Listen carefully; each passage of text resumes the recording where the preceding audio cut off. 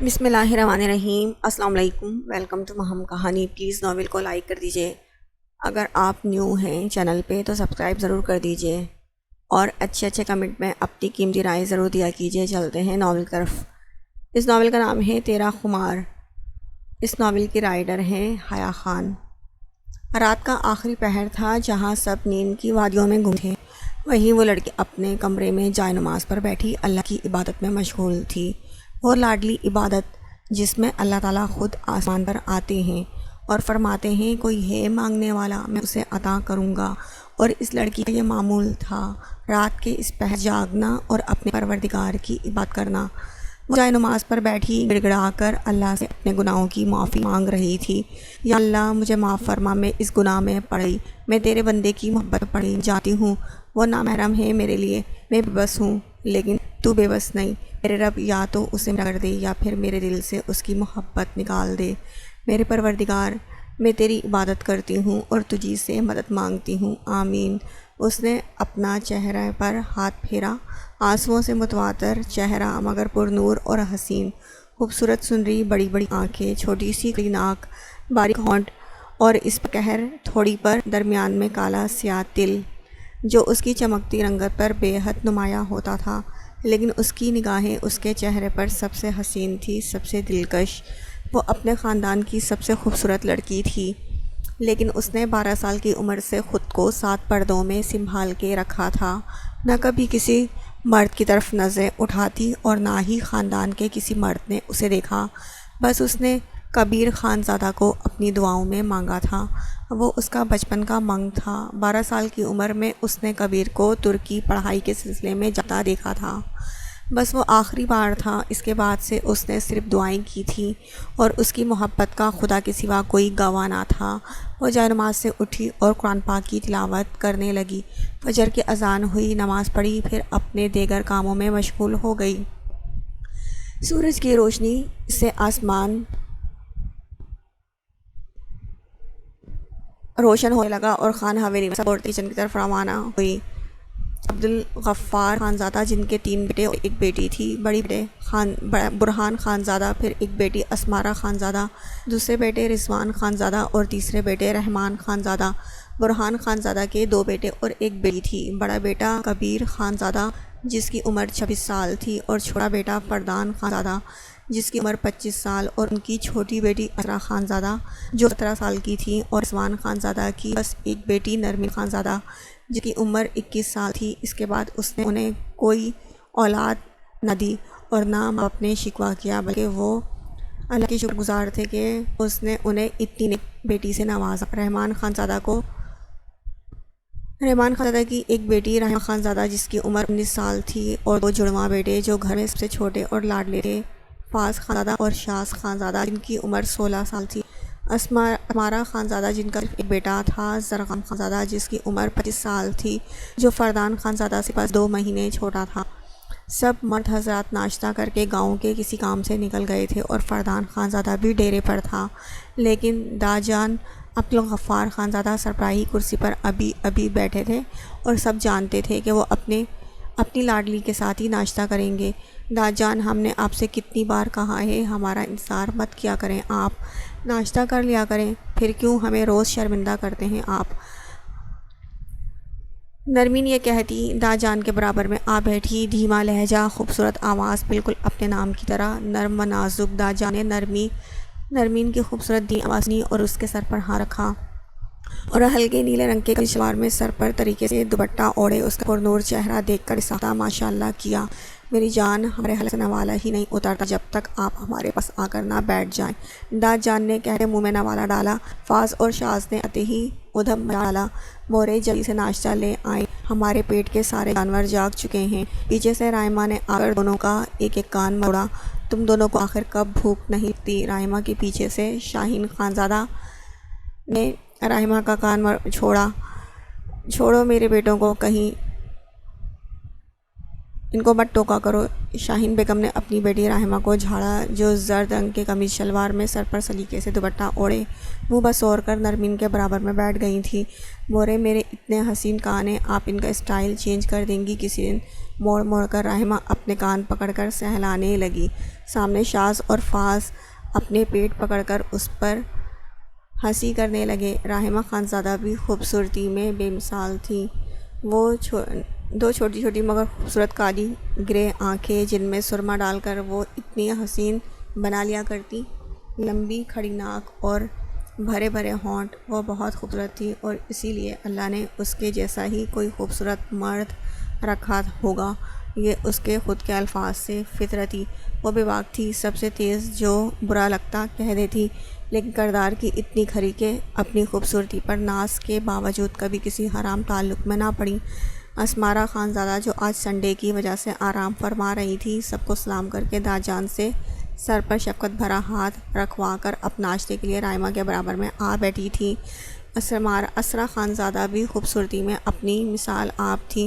آخر کبیر خانزادہ کی بہن تھی، ہری خوبصورت آنکھیں جو دونوں بہن بھائی کو وراثت میں اپنی ماں سے ملی تھی، کھڑی ناک اور اسے ناک پر چھوٹا سا کالا تل، باریک کٹاؤ دار لب، وہ بے حد خوبصورت تھی اور رحمہ کی فطرت اپناتے کافی حد تک مغرور بھی تھی۔ وہ چاہتی تھی کہ اس کے حسن کو سراہا جائے۔ وہ کافی حد تک بے وقوف اور نادان تھی۔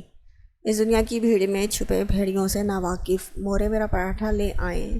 شاہانہ خانزادہ، برہان خانزادہ کی بیوی اور نازو خانزادہ، رضوان خانزادہ کی بیوی بھی پراٹھے لے کر وہیں آ بیٹھی۔ دادی جان وفات پا گئی تھی 5 سال پہلے۔ داد جان نے اپنی خوشیوں سے بھرا گھر دیکھ کر دل ہی دل میں سب کی نظر اتاری۔ نرمین ہمیشہ سے ان کے دل کے قریب رہی تھی، بلکہ گھر کے سبھی افراد کے دل میں نرمین کا ایک الگ مقام تھا۔ جب نرمین 7 سال کی تھی تبھی سے داد جان نے اس کا رشتہ کبیر سے جوڑ دیا تھا۔ وہ چاہتے تھے نرمین ہمیشہ ان کی نظروں کے سامنے رہے اور پھر کبیر بھی ان کا لاڈلا تھا، لیکن کبیر باہر ملک گیا، وہاں کے رنگ میں نہ رنگ جائے اور نرمین کا دل اس کے اور کسی عمل سے ٹوٹ نہ جائے۔ وہ اپنی لاڈلی پوتی کو ٹوٹتے ہوئے کبھی نہیں دیکھ سکتے تھے۔ یہ ڈر آج کل ان کے دل میں پنجے گاڑ کر بیٹھا تھا۔ جو کتنا سچ ہوگا یہ تو وقت ہی بتائے گا۔ ترکی استنبول میں آج اس کی آخری شام تھی، جہاں ڈگری ختم ہونے کے بعد ایک بہت بڑے پیمانے پر پارٹی کی گئی تھی، جہاں سب میوزک کی دھن پر سوار تھے۔ وہیں وہ سب سے الگ ایک کونے میں ہاتھ میں جوس کا گلاس پکڑے کھڑا وہ حسین مرد جو سب کی آنکھوں کی چمک خود میں قید کیے کھڑا تھا۔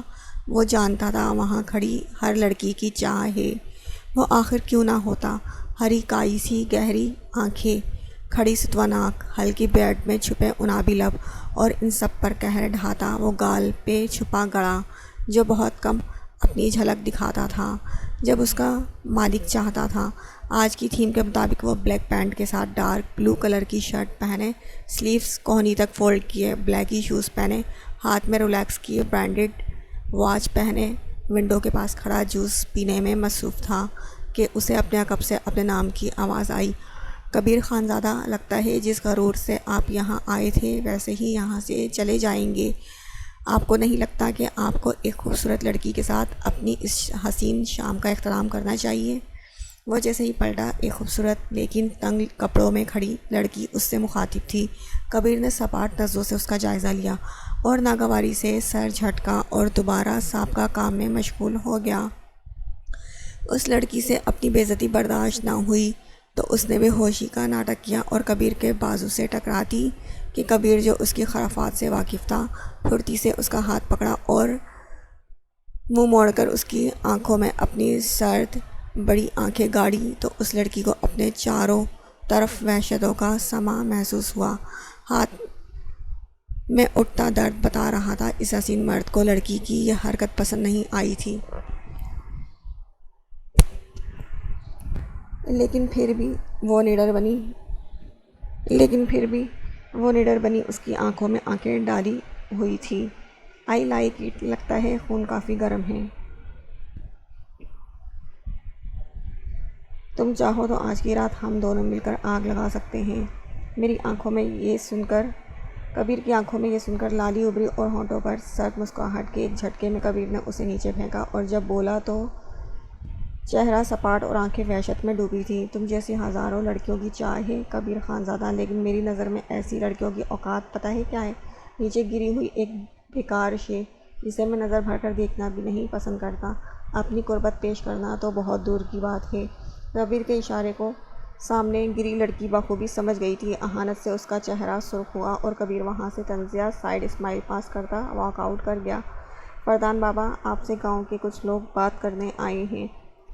فردان ڈیرے پر موجود تھا جب ایک ملازم نے اسے آ کر کہا، جی شفیق بابا بھیج دیں۔ فردان خانزادہ، جو 6 فٹ سے نکلتے قد، کالی سیاہ آنکھیں، کھڑی ناک، عنابی لب جو ہلکی داڑھی میں چھپے تھے اور اپنے بھائی کی طرح گال پر پڑتا گڑا اسے نہایت حسین مرد بناتا تھا، اپنے خاندان میں سب سے زیادہ جنونی پایا جاتا تھا۔ کسی بھی چیز کو حاصل کرنے کا جنون، تباہ کرنے کا جنون، خود میں سما لینے کا جنون۔ کتھئی رنگ کے قمیص شلوار پہنے، کالی شال کندھے پر ڈالے، وہ آستین کونی تک موڑے ہوئے تھا۔ بولا، جب ایک آدمی جس کا نام آصف تھا 2 لڑکوں کو گریبان سے پکڑ کر لایا اور اس کے سامنے پھینکا۔ لالا، یہ مجھے راستے میں نظر آئے۔ ہمارے گاؤں کی بچیاں جو میٹرک کے پرچے دے کر آ رہی تھیں انہیں اپنے ساتھ گھسیٹ کر لے جا رہے تھے۔ میری نظر پڑ گئی ورنہ آج 2 پھول تباہ ہو جاتے۔ آصف غصے میں بولا کہ فردان کا خون کھول اٹھا۔ وہ ان آدمیوں کے پاس آیا اور جھکا، ایک ہاتھ سے ایک آدمی کا گریبان پکڑتے دوسرے کو لات ماری اور اپنے جوتے کی نوک اس کے سینے پر رکھ کر دباؤ دیا کہ وہ دونوں فردان کی وحشت سے کانپ اٹھے۔ انہوں نے آج تک صرف سنا تھا کہ فردان خانزادہ جنونی ہے ہر چیز میں، اور آج ان کا اس سے پالا پڑا تھا تو تھر تھر کانپ رہے تھے۔ ہمارے گاؤں کی بیٹی پر ہاتھ ڈالا، مطلب ہماری عزت پر ہاتھ ڈالا، اور ہماری عزت پر ہاتھ ڈالنے والوں کے ہاتھ سلامت رہیں تو پھر لعنت ہے خانزادوں پر۔ فردان کی آنکھیں سرخ اور وحشت سے بھری تھیں کہ وہ دونوں آدمی اس کے پیروں میں گر کر گڑگڑانے لگے، لیکن معافی وہ بھی اس فعل کی یہ ناممکن تھا۔ آصف، لے جاؤ ان دونوں کو اٹھا کر تہہ خانے میں، ان کا فیصلہ رات کو اپنا انجام پائے گا۔ فردان نے سامنے صوفے پر بیٹھ کر ہاتھوں میں دبی سگریٹ جلائی اور گہرے کش لینے لگا، اور آصف ان دونوں کو گھسیٹتے ہوئے وہاں سے لے گیا۔ اچھا شاہانہ بھابھی، یہ تو بہت اچھی بات ہے کہ ہمارا کبیر کل واپس آ رہا ہے۔ مجھے بہت خوشی ہوئی۔ آپ فکر نہ کریں، کسی چیز کی کمی نہیں ہوگی، سب کام ہو جائیں گے۔ اسمارا بیگم بیٹھی فون پر ہمرتن گوش تھی کہ پیچھے سے زرغام، جس نے ابھی حویلی میں قدم رکھا تھا، اس کے قدم تھمے تھے۔ زرغام کو ہمیشہ سے ہی کبیر سے چڑ تھی، کیونکہ خاندان کے مردوں میں ہمیشہ کبیر کو اوپر رکھا جاتا تھا، ہر چیز کی چھوٹ اسے تھی۔ باہر جانا جس کی اجازت زرغام تک کو نہیں ملی تھی، لیکن کبیر کے بے حد منانے سے اسے مل گئی تھی۔ وہ ہر چیز میں ہمیشہ زرغام سے اوپر رہا تھا، جو زرغام کو نہیں پسند تھا۔ زرغام خانزادہ ایک وجیح مرد تھا، سانولی رنگت مگر پرکشش نقش تھے، 6 فٹ نکلتا قد، بھوری خوبصورت آنکھیں، ہلکی داڑھی، عنابی لب۔ اس کا رعب اتنا تھا کہ سامنے والا بھی اس سے بات کرنے سے پہلے ایک بار ضرور سوچتا تھا۔ وہ جب کہیں سے گزرتا تو سامنے والا ایک بار مڑ کر اسے ضرور دیکھتا۔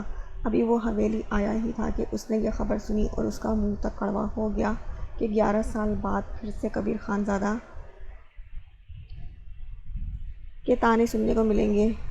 مورے مورے بعد میں باتیں کرے گا، پہلے مجھے کھانا دیں، بہت بھوک لگی ہے۔ نعرے سننے کو ملیں گے، مورے مورے بعد میں بات کیجیے گا، پہلے مجھے کھانا دیں، بے حد بھوک لگی ہے مجھے۔ چلیں شاہانہ بچہ، میں آپ سے بعد میں بات کرتی ہوں۔ زرغام، اتنے بڑے ہو گئے ہو، کسی ملازم سے کہہ دیتے وہ کھانا لگا لیتا، لیکن نہیں، ماں ہی کھلائے ابھی بھی۔ آپ کو پتہ ہے نا مورے، میں آپ کے ہاتھ سے ہی کھانا لیتا ہوں۔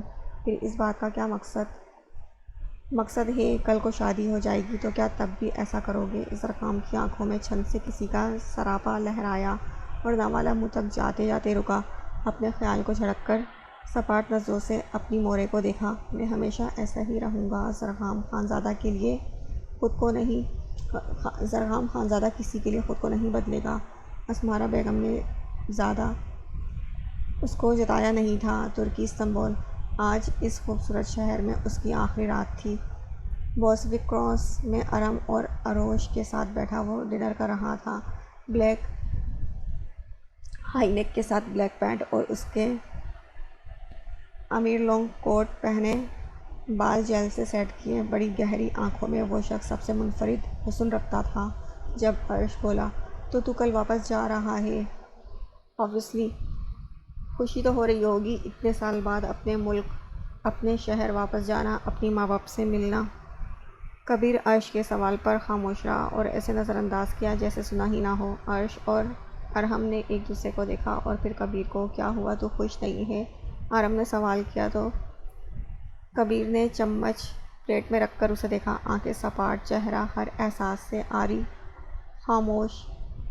خوشی ہے اس بات کی کہ فیملی میں سب سے بہت سال بعد ملوں گا، لیکن کیا؟ لیکن تم لوگ وہاں کی روایات، طور طریقے سے واقف نہیں ہو۔ میں اتنے سال پلٹ کر وہاں اس لیے واپس نہیں گیا کہ مجھے بچپن میں ان سب طور طریقوں سے چڑ تھی۔ تم لوگ نہیں جانتے۔ لیکن وہ کہہ کر خاموش ہو گیا، جیسے چڑ گیا ہو اس موضوع سے۔ لیکن کیا؟ عرش کی آواز پر اس نے نظر اٹھا کر ان دونوں کو دیکھا تھا۔ وہاں میری ایک منگ بھی ہے، وہ کہہ کر پل بھر کے لیے خاموش ہوا اور ان دونوں کے چہرے دیکھنے لگا جو الجھن میں مبتلا ہو گئے تھے اور الجھے ہوئے اسے دیکھ رہے تھے، جنہیں کچھ سمجھ نہیں آئی ہو۔ جبکہ کبیر کی آواز گونجی، منگ سے مراد بچپن میں ہی میری منگنی ہو گئی تھی، میری کسی کزن سے۔ وہ ایک ایک لفظ ان کی آنکھوں میں دیکھ کر ٹھہر ٹھہر کر بولا اور ان کے چہرے دیکھنے لگا جو یہ سن کر حیران اور خاموش تھے۔ واٹ؟ لیکن آج کے دور میں ایسا کہاں ہوتا ہے؟ ارحم نے الجھے ہوئے لہجے میں کہا، میرے گاؤں میں یہ سب عام ہے، یہاں منگنی بچپن میں کر دی جاتی ہے اور ہمیں پتہ بھی نہیں ہوتا، اور جب پتہ چلتا ہے تو آپ اس فیصلے سے پھر نہیں سکتے۔ کبیر نے اپنی پیشانی مسلتے ہوئے پریشان لہجے میں کہا، یہی وجہ ہے کہ میں 9 سال سے وہاں واپس نہیں گیا۔ میں کیسے کسی ایسی لڑکی سے شادی کر سکتا ہوں جسے میں جانتا بھی نہیں؟ وہ گاؤں کی کوئی گنوار ہوگی جسے وہاں جا کر ہر حال میں مجھے اپنانا پڑے گا۔ تو منع کر دینا کہ میں نہیں کر سکتا، ایٹ لیسٹ تیرے اسٹینڈرڈ کی تو ہونی چاہیے نا یار، وہ لڑکی جو تیری وائف بنے۔ ارحم بولا تو عرش نے بھی ہاں میں ہاں ملائی تھی۔ صحیح کہہ رہا ہے ارحم، میں تو سوچ بھی نہیں سکتا کہ کبیر خانزادہ، جس کے پیچھے یہاں کی کئی خوبصورت اور ایجوکیٹڈ لڑکیاں لائن لگا کر کھڑی رہتی ہیں، وہ اپنے گاؤں جا کر کسی گنوار سے شادی کر لے گا۔ انبلیویبل۔ عرش نے اپنی حیرانی کا اظہار کیا تو کبیر نے اسے گھوری سے نوازا، جس پر وہ خاموش ہوا۔ آپ کو نظر نہیں آتا ہمیشہ ایسے ہی ٹکراتے رہتے ہیں اور پھر ہم پر الزام لگا دیتے ہیں کہ ہم اپنی آنکھیں کمرے میں رکھ کر آتے ہیں۔ میں کبھی کسی گاؤں کی گنوار سے شادی نہیں کروں گا، چاہے مجھے اپنے بڑوں کے سامنے آواز ہی کیوں نہ اٹھانی پڑے۔ کبیر نے کسی گہری سوچ میں ڈوبے سنجیدہ چہرے سے انہیں جواب دیا تھا، ہم تیرے ساتھ ہیں، تو فکر نہیں کر، تو جا اور ہمیں اپڈیٹ دیتے رہنا۔ کبیر نے سر اس بات میں ہلایا۔ کبیر کی ایسی شخصیت نہ تھی کہ وہ ہر کسی کو دوست بناتا، لوگوں پر بھروسہ جلدی نہیں کرتا تھا۔ وہ سامنے والے شخص کو پرکھنا اس کی شخصیت کا خاصہ بن گیا تھا، لیکن کبیر نے سوچا بھی نہیں تھا کہ یہ خاصیت اسے ایک دن مشکل میں بھی ڈال دے گی۔ اس نے بس یہاں آ کر یہی 2 دوست بنائے تھے، ارحم اور عرش، جن کا تعلق ترکی کے ہی کسی چھوٹے شہر سے تھا، لیکن وہ اس کے سچے دوست ثابت ہوئے تھے۔ جو بات آج تک کبیر نے اپنے منہ سے نہ کہی تھی، کیونکہ وہ کسی کو کمپلیمنٹ دینے کے حق میں نہیں تھا، وہ سمجھتا تھا کہ ہر تعریف کبیر خانزادہ کے لیے ہے، اور آج تک کوئی ایسا پیدا نہیں ہوا جس کی تعریف کبیر خانزادہ خود کرے۔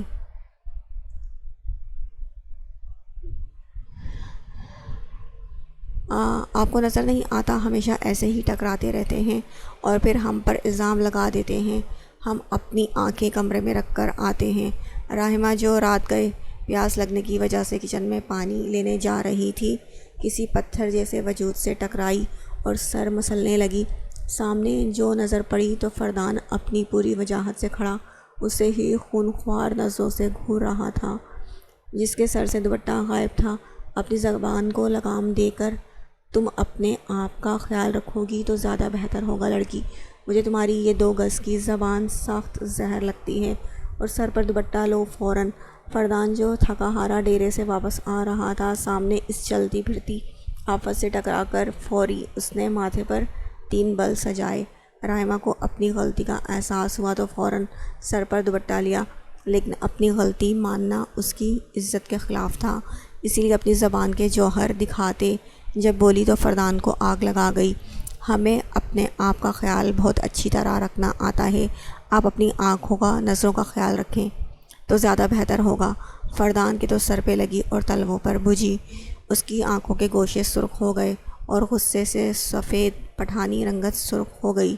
رائمہ کو اپنی بات کا اندازہ فردان کی سرخ رنگت دیکھ کر ہوا تو فوراً وہاں سے بھاگنے لگی کہ کیوں اس جنونی جن کو چھیڑ دیا، لیکن فردان نے غصے میں اس کے ہاتھ کو پکڑ لیا اور کمر پر موڑ کر سختی سے اسے اپنے قریب کیا کہ رحمہ کی جان نکل گئی اور وہ درد سے آنکھیں بھیج گئی۔ جتنا کہتا ہوں صرف اتنا کیا کرو، یہ جو اپنی زبان کے جوہر تم دکھاتی پھرتی ہو نا، ایک دن اسے ایسا بند کروں گا کہ دوبارہ میرے سامنے کھولنے کی غلطی نہیں کرو گی۔ فردان کا چہرہ اس کے چہرے سے 2 انچ دور تھا۔ اس نے اس کے ڈرے سہمے چہرے کو دیکھا تو تنزیہ مسکرایا۔ جس چڑیا کی چونچ ہر وقت چلتی رہتی تھی وہ آج اس کے چنگل میں سہمی کھڑی تھی اور اس کے ہاتھوں پر مزید دباؤ دیا تو وہ درد سے بلبلا اٹھی اور آنکھوں سے آنسو جاری ہونے لگے۔ فردان اس کے آنسو دیکھے تو تنزیہ مسکرایا۔ آئندہ میرے سامنے اپنی زبان مت چلانا ورنہ اس سے بھی زیادہ برداشت کرنا پڑے گا۔ اس نے ایک دم اس کا ہاتھ چھوڑا تو رحمہ جھٹکا کھا کر پیچھے ہوئی اور اپنا ہاتھ مسلنے لگی۔ فردان ایک نظر رحمہ کو دیکھ کر اپنے کمرے میں چلا گیا۔ پاگل پٹھان، سائیکو جن۔ رحمہ جس کی تکلیف کمی نہیں ہو رہی تھی فردان کے جاتے ہی اس کو بچپن سے دیے گئے القابات سے نوازنے لگی۔ ڈرتی تو وہ کسی کے باپ سے بھی نہیں تھی، لیکن فردان خانزادہ کے رعب اور غصے میں وہ ہمیشہ دب جاتی تھی، لیکن اس بات کو مانتے ہوئے اس کی انا بیچ میں آ جایا کرتی تھی کیونکہ اس کا ماننا تھا ڈرتی تو وہ کسی کے باپ سے بھی نہیں ہے۔ صبح کا سورج نکل گیا تھا۔ خان حویلی میں عید کا سما تھا۔ سارے ملازم افراتفری میں سارے کام انجام دے رہے تھے۔ شاہانہ بیگم کے تو پیر ہی زمین پر نہیں ٹک رہے تھے۔ ان کا بیٹا جگر کا ٹکڑا کتنے سال سے اس کا ماتھا نہ چوما تھا، بس ویڈیو کال پر اسے نہارتی تھی تو رو دیتی تھی۔ اسے محسوس کرنے کے لیے ان کی ممتا تڑپ رہی تھی اور آج ان کی خواہش پوری ہو رہی تھی۔ نازو بیگم بھی کھانے کی تیاریوں میں لگی ہوئی تھی۔ آخر کبیر خانزادہ اپنے گھر واپس آ رہا تھا۔ پورے 9 سال بعد وہ اپنے گھر میں قدم رکھ رہا تھا۔ سب کے دلوں میں بستا تھا وہ، ان کے خاندان کا پہلا چشم و چراغ تھا۔ وہ اس کی اہمیت ہر چیز سے بڑھ کر تھی اور نازو بیگم کے دل میں تو ہمیشہ سے کبیر کے لیے ایک الگ سی انسیت تھی۔ جب سے داد جان نے نرمین کا رشتہ کبیر سے کیا تھا، مورے شاز اور فاز بھاگتے ہوئے شاہین بیگم کے پاس آئے۔ ہاں ماڑا، کیا ہوا؟ کیوں آسمان سر پر اٹھایا ہوا ہے؟ آج کبیر لالا آ رہے ہیں۔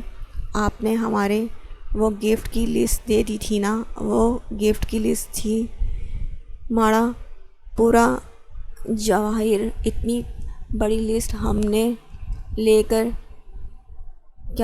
کر آئے گا؟ تمہارا لالا بچے کو نہیں دیا، وہ تھک جاتا خرید کر۔ مورے، یہ کیا کر ڈالا آپ نے؟ لالا ہمارے لیے گفٹ نہیں لائیں گے؟ شاز اور فاز مایوس ہو کر رونے والی شکلیں بنائے کہنے لگے، لیکن داجان کی سیکھ آڑے آ گئی کہ خان کبھی نہیں روتا۔ پھر آڑے ٹیڑھے منہ کے زاویے بناتے داجان کے پاس چلے گئے۔ جی داجان، پورے گاؤں میں خوشی کا سما ہے، سب بہت خوش ہیں، لالا اتنے سال بعد آ رہے ہیں۔ مردان خانے میں بیٹھے سبھی مرد گفتگو میں مہو تھے جب فردان خانزادہ کی آواز گونجی۔ سب کی باتوں کا مرکز کبیر خانزادہ تھا جو آج رات حویلی واپس آ رہا تھا، لیکن کوئی تھا جو اس گفتگو کے موضوع سے چڑ کھا رہا تھا۔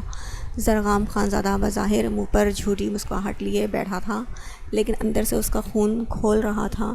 کبیر کی پڑھائی، اس کی عادت، اس کی تعریفوں کو سنتے کبیر کا شوق تھا آرکیٹیکٹ بننے کا، اسی لیے اس نے ترکی کی بہت بڑی یونیورسٹی میں داخلہ لیا تھا، جس کے لیے اس نے جان توڑ کوشش کی تھی اپنے باپ دادا کو منانے کے لیے۔ اس کے بعد اسے اجازت دی گئی تھی۔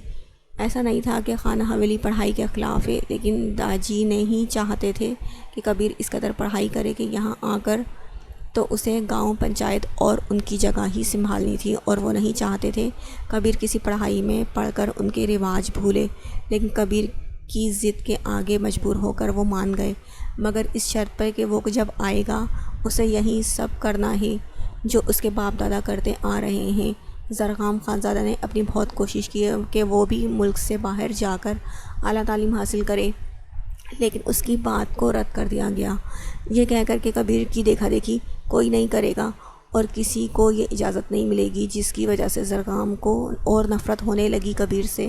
زرغام اور فردان نے شہر کی یونیورسٹی سے MBA کیا ہوا تھا۔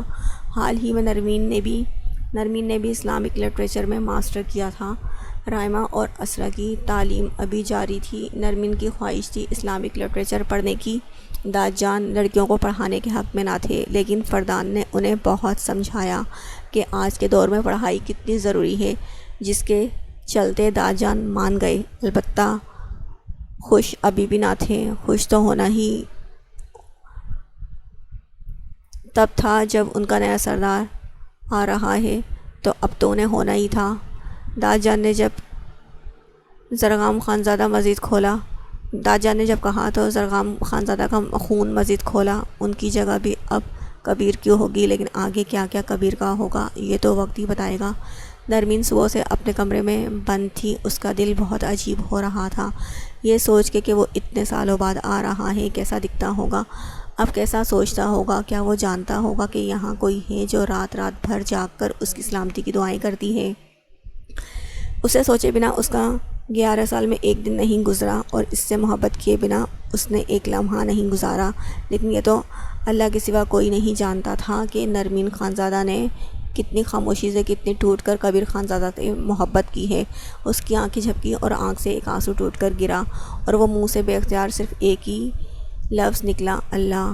ظہر کی اذانوں کی آواز اس کے کانوں میں گونجی۔ وضو کیا، نماز پڑھی، اور پھر خاموشی سے چپکے سے دل میں اس سے مخاطب ہوئی، جیسے ہمیشہ ہوا کرتی تھی۔ وہ خود کی زبان سے بھی یہ ذکر نہیں کرتی تھی کہ ایسا کچھ اللہ جی کو برا لگ جائے۔ وہ خاموشی سے مصلی پر بیٹھ گئے، اللہ سے مخاطب ہوئی، یا اللہ، میں کچھ نہیں جانتی، بس اتنا جانتی ہوں کہ تو بے حد رحیم ہے، تیری رحمتوں کی کوئی حد نہیں، تو چاہے تو سب عطا کر سکتا ہے، بس سامنے نیت ہونی چاہیے، اور میری نیت تجھ سے بہتر کوئی نہیں جانتا۔